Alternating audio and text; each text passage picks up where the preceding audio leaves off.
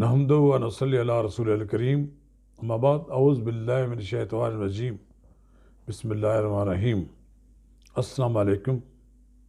اگر آپ نے میرا یوٹیوب چینل سبسکرائب نہیں کیا تو برائے کرم اسے فوری طور پر اور ابھی سبسکرائب کریں، لائک کریں اور اسے احباب کے ساتھ شیئر کریں تاکہ جب ہم ویڈیو لوڈ کریں تو سب سے پہلے آپ کے پاس پہنچے۔ آج ہم بات کریں گے جمعیت علماء اسلام کے متوازی ایک نئی جمعیت علماء اسلام کھڑی کرنے کی کوشش ہے۔ مجھے یاد ہے کہ مفتی محمود کے زمانے میں بھی 2-3 جمعیت علماء اسلام موجود تھی۔ پھر جب ان کی جگہ مولانا فضل الرحمان نے جماعت کی قیادت سنبھالی تو تب بھی کچھ عرصہ بعد چھوٹی موٹی جمعیت علماء اسلام بن گئی، لیکن ماضی کے تجربات یہ بتاتے ہیں کہ جمعیت علماء اسلام وہی چلی جس کی قیادت مفتی محمود کے ہاتھ میں تھی، یا اب مولانا فضل الرحمان کے ہاتھ میں۔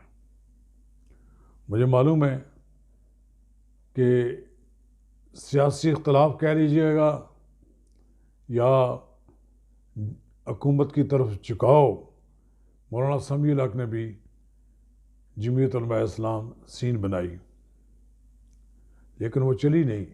ایک آدھ سیٹ ان کے پاس ہوتی تھی، یا ان کے والد محترم ایک عظیم شخصیت تھے،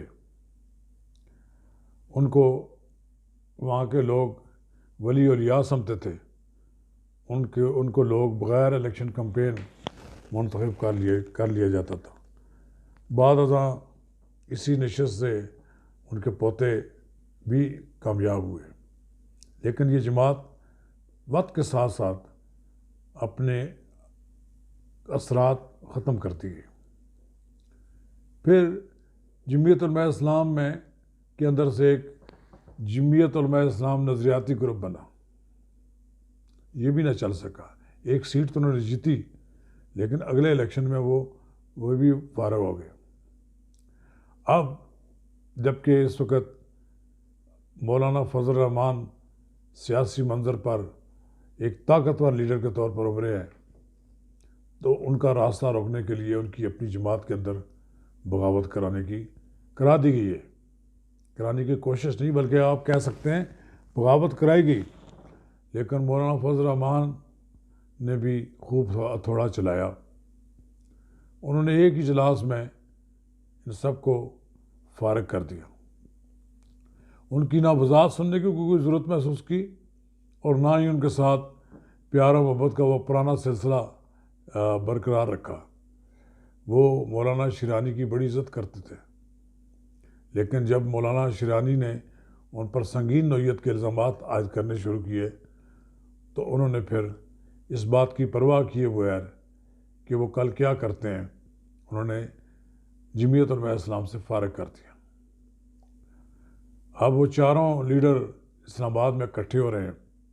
اس بات کا قوی امکان ہے کہ وہ ایک نئی جماعت بنائیں گے۔ حافظ حسین احمد ہمارے دوست ہیں، بڑے اچھے بیانات لکھنے والے آدمی ہیں اور بڑے خوبصورت طنز بھی کرنے والے آدمی ہیں، وہ بھی ان کے ساتھ شامل ہیں۔ ان کی صحت اس بات کی اجازت نہیں دیتی کہ وہ زیادہ بھاگ دوڑ کریں، لیکن بہرحال چونکہ ایک ایسی سٹیج پر وہ پہنچ گئے ہیں کہ اب ان کے لیے جمعیت علماء اسلام میں واپسی جو ہے وہ ممکن نہیں ہے۔ یہ جمعیت علماء اسلام فے کہلاتی تھی، لیکن جمعیت علماء اسلام فے نے الیکشن کمیشن میں درخواست دے کر اس میں سے فے ختم کرا دیا۔ اب یہ واحد جمعیت علماء اسلام ہی ہے۔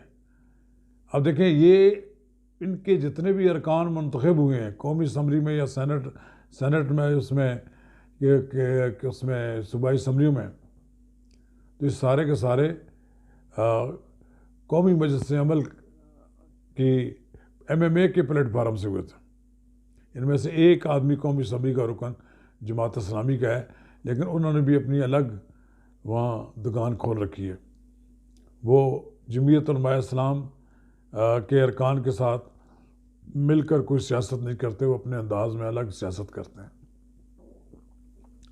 اب آنے والے دنوں میں یہ ایک نیا منظر ہوگا کہ ابھی دیکھیں اس منظر میں سارا زور حکومتی وزراء لگا رہے ہیں کہ جو بات جمعیت علماء اسلام کی صفوں سے نکالے گئے لوگوں کو کرنی چاہیے، ان کے لیے وزراء جو ہیں وہ ان کے حق میں بیانات دے کر ان کی اور ہی پوزیشن مشکوک بنا رہے ہیں۔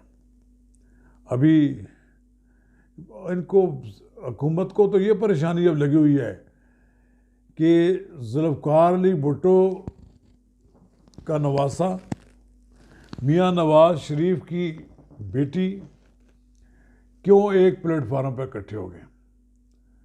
ان کو یہ پریشانی کھائی جا رہی ہے کہ صبح شام یہی سوچ رہے ہیں کہ یہ کل کے دشمن اب کیوں اکٹھے ہو گئے ہیں۔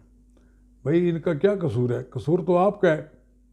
آپ نے مار مار کر لوگوں کو جب جیلوں میں ڈالنا شروع کیا، اپوزیشن کو دیوار کے ساتھ لگانے کی کوشش کی، تو پھر لوگوں نے اکٹھا ہی ہو رہا تھا نا۔ اب آپ پریشان نہ ہوں، اب آپ ان کی مخالفت کا مقابلہ کریں۔